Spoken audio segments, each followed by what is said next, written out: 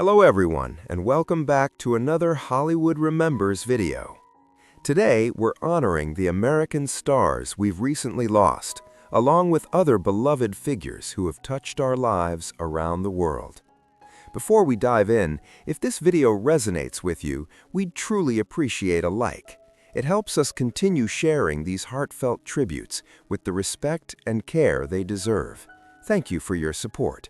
And now, let's begin. Tom Noonan was a singular presence in American cinema, an actor, director, and writer whose quiet intensity left an indelible mark on film history. Born on April 12, 1951, in Greenwich, Connecticut, he brought haunting depth to Francis Dolarhyde in Manhunter, a performance that chilled audiences and revealed the fragile humanity within darkness. From the unforgettable menace of Kane in RoboCop 2 to the tragic poetry of Sammy Barnathan in Synecdoche, New York, Noonan's work was never ordinary. He gave even the most enigmatic characters a beating heart. Many still recall the unease and fascination he stirred in The Monster Squad and Last Action Hero, roles that showcased his remarkable range and unmistakable screen presence. Yet beyond the roles themselves was an artist devoted to craft, thoughtful, fearless, and committed to storytelling that challenged and moved us. His performances continued to resonate, reminding us that true artistry does not fade with time. For those who grew up watching his films, he remains a vivid part of cinematic memory, a testament to the power of dedication and authenticity. As we reflect on his passing on February 14, 2026, may we honor not only the characters he portrayed, but the enduring spirit of creativity he shared with the world. Which of Tom Noonan's performances touched you most? We invite you to share your memories and celebrate the lasting legacy of a remarkable artist whose work will continue to inspire generations to come. Michael Robert Wagner stood as a proud figure in American professional football, remembered for his strength, discipline, and unwavering dedication to the game. Born on June 22, 1949, in Waukegan, Illinois, he rose through perseverance and talent to compete at the highest level, earning respect from teammates and rivals alike. On the field, Wagner embodied the grit and determination that defined his era of football, an era many remember with deep nostalgia. Whether in moments of fierce competition or quiet leadership in the locker room, he represented the values of commitment and teamwork that shaped generations of athletes. His presence was steady, his resolve unshakable, and his love for the sport unmistakable. For those who followed professional football during his years, Wagner's contributions remain part of cherished memories, Sunday afternoons filled with anticipation, loyalty, and pride. He was more than a player. He was part of a tradition that brought families and communities together around the game they loved. As we reflect on his life and career, we are reminded that true legacy is built not only on victories, but on character. Michael Robert Wagner's journey continues to inspire those who believe in hard work, resilience, and the enduring spirit of sport. What memories do you hold of watching him play? We invite you to share your reflections and celebrate the life of a man whose dedication to football remains a lasting source of inspiration and pride. Janarius Michael Wheeler, a rising voice in American hip-hop from Jacksonville, Florida, carried the raw truth of his city into every verse he shared. Born on March 18, 2000, he emerged with a melodic storytelling style that spoke of hardship, hope, and the search for purpose. His music resonated deeply with listeners who recognized their own struggles in his words. Through honest lyrics and heartfelt delivery, he transformed personal trials into art that connected generations. In a genre often defined by rhythm alone, he brought reflection and vulnerability, reminding audiences that strength can live side by side with sensitivity. For many, his songs became anthems of perseverance and authenticity. Though his life was brief, ending on February 18, 2026, his creative spirit endures. He represented a new generation of artists determined to speak truthfully about their realities while striving for something greater. His voice, once rising, now echoes as part of a lasting legacy that continues to inspire young dreamers and devoted fans alike. As we remember Janarius Michael Wheeler, let us honor not only the promise he showed, but the courage he demonstrated in telling his story. How did his music touch your heart or reflect your own journey? We invite you to share your memories and celebrate the enduring impact of a young artist whose light continues to shine through his art. Before the stadium lights, before the tailored suits and the world tours, there was a narrow street in Liverpool still recovering from war. He was born on June 18, 1942. Air raid sirens were not distant history yet. They were recent memory. Britain was still stitching itself back together. His father, Jim McCartney, worked long hours and played piano at night. His mother, Mary, wore her nurse's uniform with quiet authority. She delivered babies. She comforted strangers. She believed in steadiness. In that house, music wasn't ambition. It was air. Evenings sometimes meant harmony around the piano. His father loved old standards.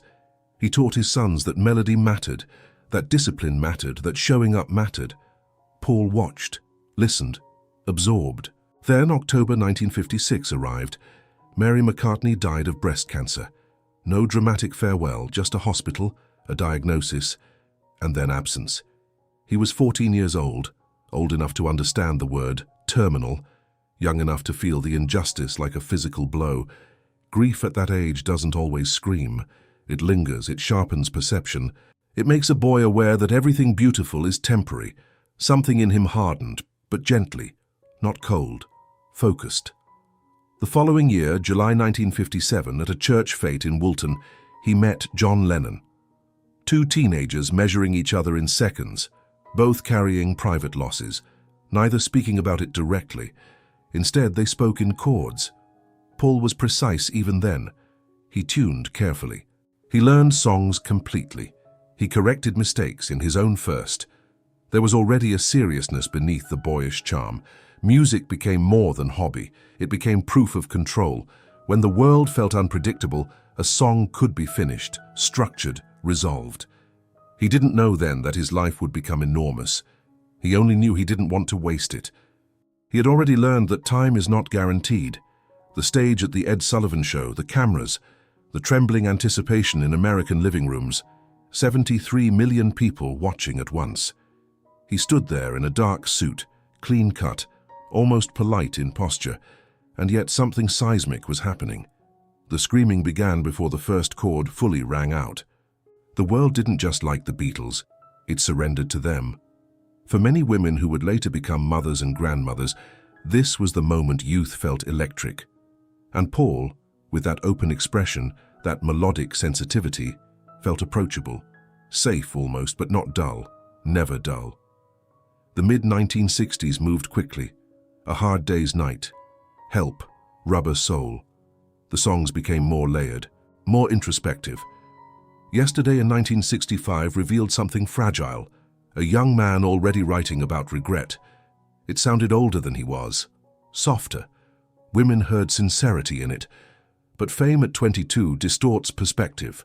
Concert halls filled with screams so loud the band could barely hear themselves. Hotel rooms under guard, no privacy, no pause.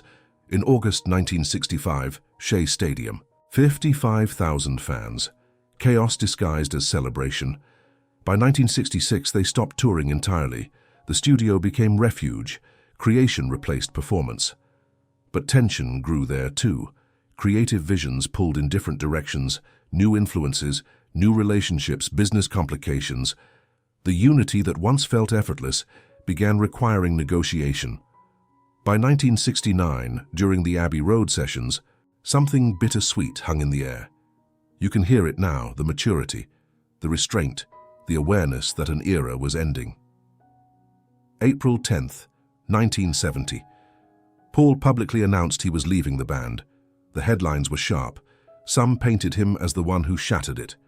Lawsuits followed to untangle business ties. For a man who valued harmony, legally dissolving something once built on friendship was painful. He had built the biggest band in the world, and suddenly he was alone again.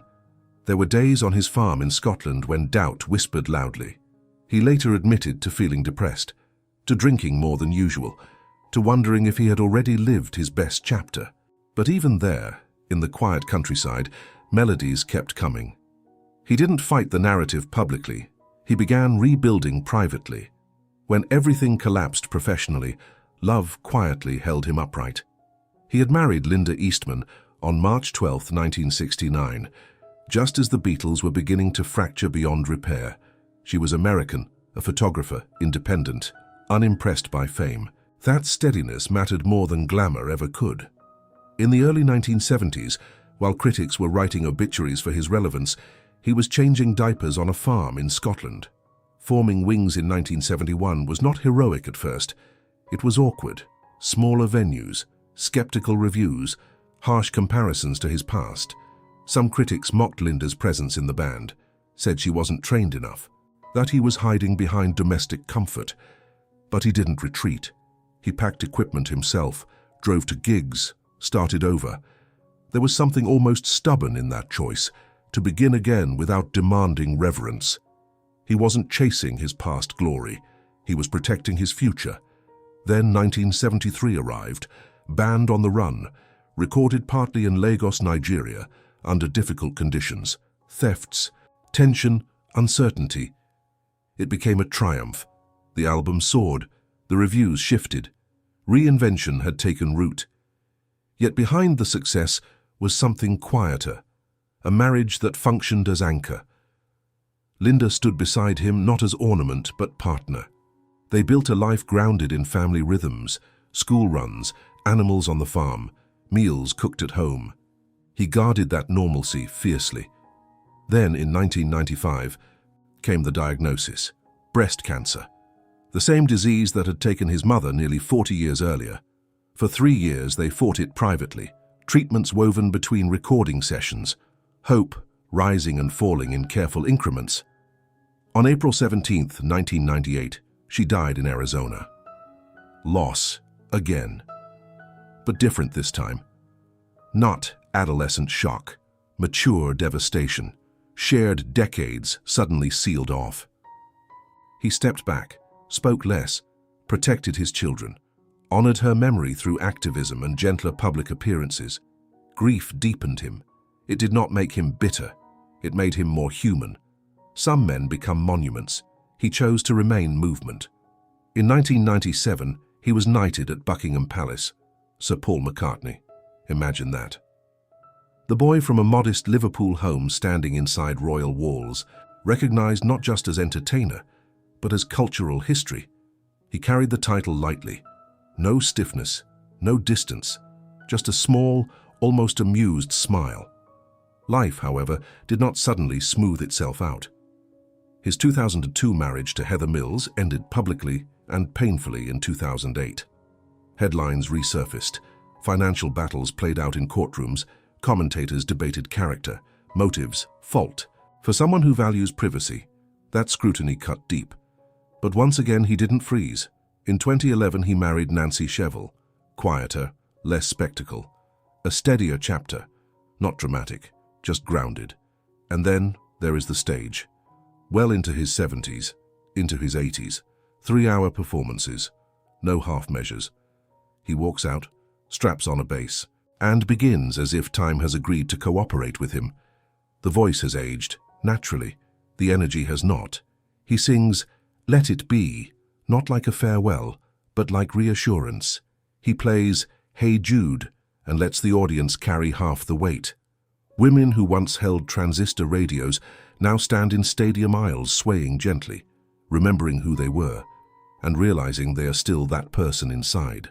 He continues releasing new music, experimenting, writing during lockdown in 2020, refusing to reduce himself to nostalgia alone. There are lines on his face now, a softness around the eyes that comes from decades lived fully, From love twice found, from loss endured more than once. He is not perfect, never was. But he is persistent. And that persistence, that refusal to stop, feels like comfort to those who grew up alongside his songs. He does not speak like a man closing his story. He speaks like someone who still has verses left. And so he keeps walking onto the stage, not reliving yesterday, still writing tomorrow,